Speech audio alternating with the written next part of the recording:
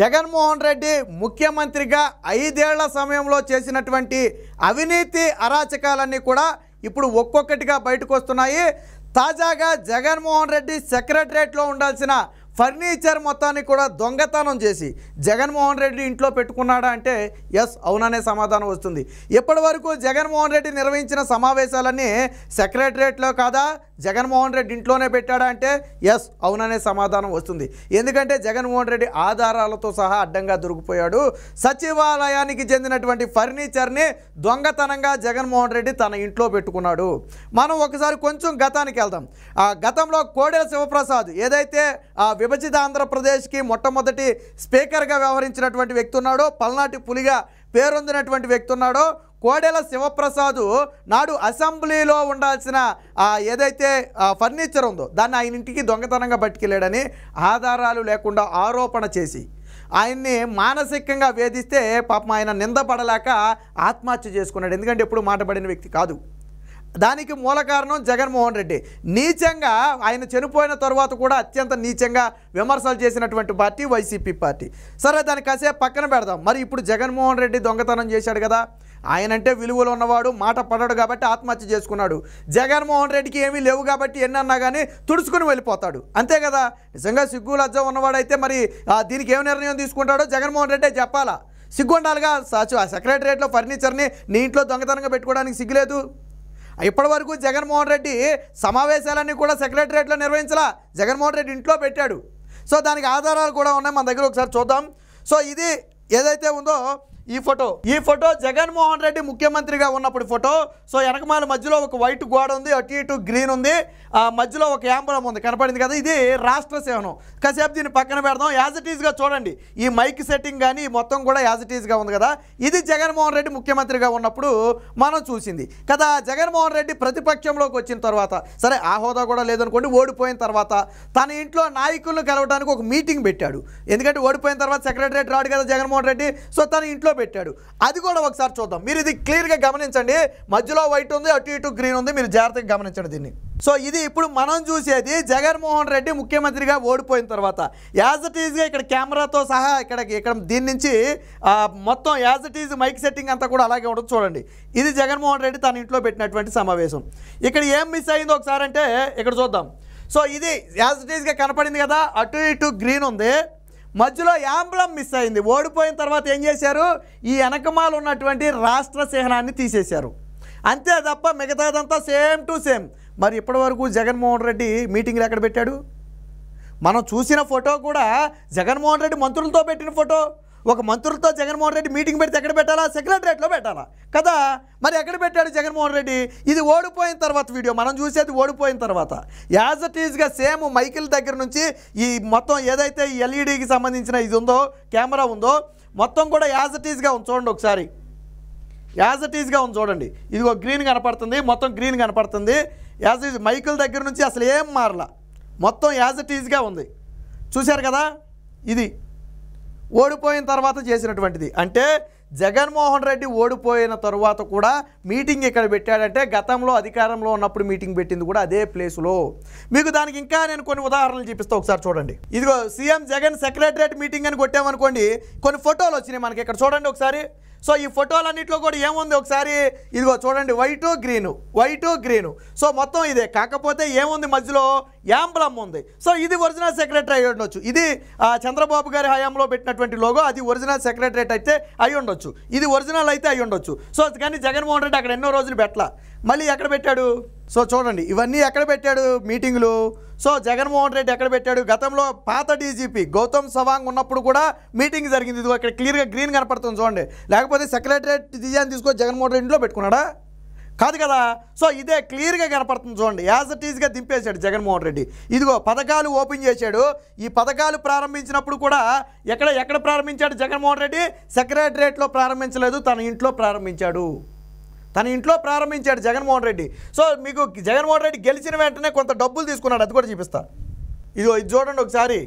Andhra Pradesh government release RS 1.95 crores in 1 day for facilities at CM Jaganmohan Reddy's residency.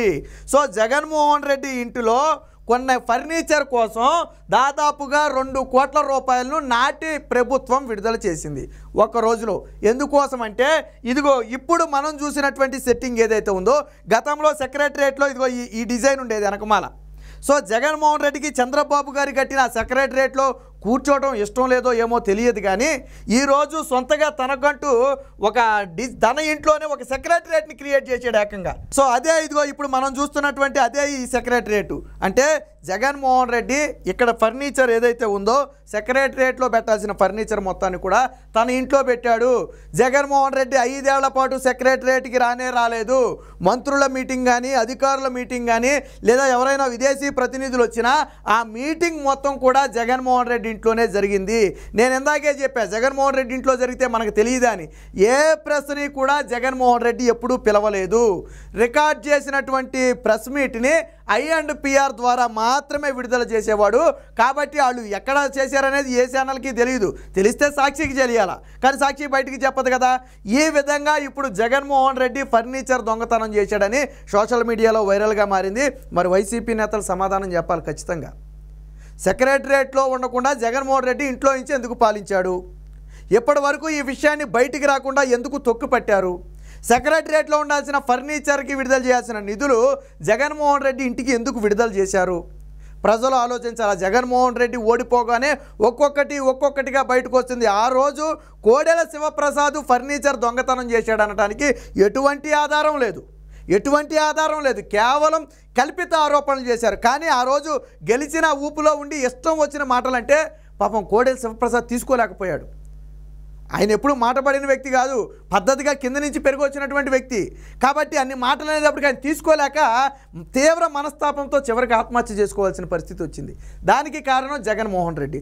మరి ఈరోజు అసలు నువ్వు సచివాలయానికే రాకుండా, సెక్రటరియట్లో అడిగే పెట్టకుండా నీ ఇంట్లో నుంచి పాలించావు కదా, ప్రజల సొమ్ముతో నీ ఇంట్లో సెక్రటరియట్ ఏర్పాటు చేసావు కదా, సెక్రటరియట్లో ఉండాల్సిన ఫర్నిచర్ని దొంగతనంగా నీ ఇంట్లో పెట్టుకున్నావు కదా. మరి నీకు సిగ్గుసేరం ఉంటే ముందు ప్రజలకు బహిరంగ క్షమాపణ చెప్పి దాని నిధులు మొత్తాన్ని తిరిగి ప్రభుత్వానికి కట్టాలి. ఈ ప్రభుత్వం ఖచ్చితంగా కట్టిపించాలి. జగన్మోహన్ రెడ్డి ఏమన్నా ఆ బెచ్చమెత్తుకుని ముఖ్యమంత్రి అయ్యాడా? ఆయన ఇంటికి డబ్బులు విడుదల చేయడానికి 43,000 కోట్ల రూపాయలు దోచుకుని ముఖ్యమంత్రి అయ్యాడు. దోచుకున్నాడు కదా. పోనీ ఎన్నికల అఫిడవిట్ ప్రకారం చూసినా 500 కోట్లు 600 కోట్లు ఆస్తిపరుడు కదా. నువ్వు చెప్పిన లెక్క ప్రకారం చూసినా నీకు 500 కోట్లు ఉన్నాయి కదా. దేశంలోనే అతి అపార కుబేర ముఖ్యమంత్రి నువ్వే కదా. మరి నీకెందుకు డబ్బులు విడుదల చేయాలా? దీని మీద ఈ ప్రభుత్వం ఖచ్చితంగా విచారణ చేయాలా. జగన్మోహన్ రెడ్డి 5 కోట్ల మంది ప్రజలను దారుణంగా మోసం చేశాడు.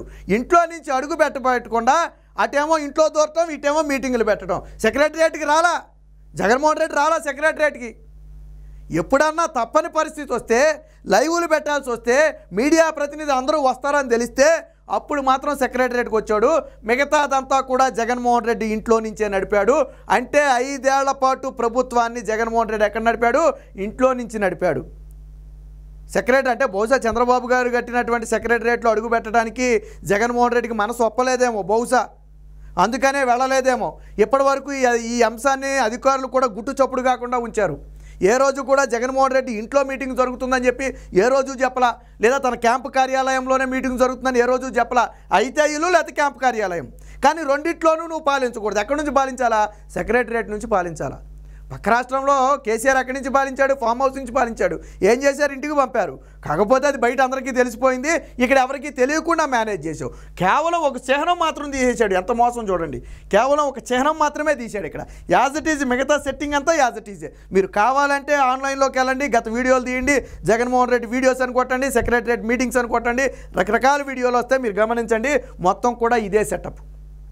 ఇది ఓడిపోయిన తర్వాత పెట్టినటువంటి మీటింగ్. మనం చూసేది ఓడిపోయిన తర్వాత పెట్టినటువంటి మీటింగు. ఏం తీసేసాడంటే వెనకాల యాంప్లం తీసేసాడు అంతే. మిగతాదంతా యాజ్ ఇట్ ఈజ్గా ఉంచేశాడు. అంటే ఇన్ని రోజులు మనల్ని పాలించింది ఇంట్లో నుంచి, సెక్రటరియట్ నుంచి కాదు. చేతగాని ముఖ్యమంత్రి కాబట్టే సెక్రటరియట్లో అడుగు పెట్టకుండా ఇంటి దగ్గరుండి పాలించాడు. ప్రజల సొమ్ముతో ఇంట్లో దొంగ సెక్రటరేట్ ఏర్పాటు చేసుకుని ఈరోజు అక్కడ ఉండాల్సినటువంటి ఫర్నిచర్ కానివ్వండి, అక్కడ ఉండాల్సినటువంటి ఎక్విప్మెంట్ కానివ్వండి, ఈరోజు జగన్మోహన్ రెడ్డి ఇంట్లో పెట్టుకుని ప్రజలను మోసం చేశాడు. ఖచ్చితంగా దీని మీద ప్రభుత్వం విచారణ జరపాలి. విడుదల చేసినటువంటి నిధులు మొత్తాన్ని కూడా జగన్మోహన్ రెడ్డి నుంచి తిరిగి రాబట్టాలి.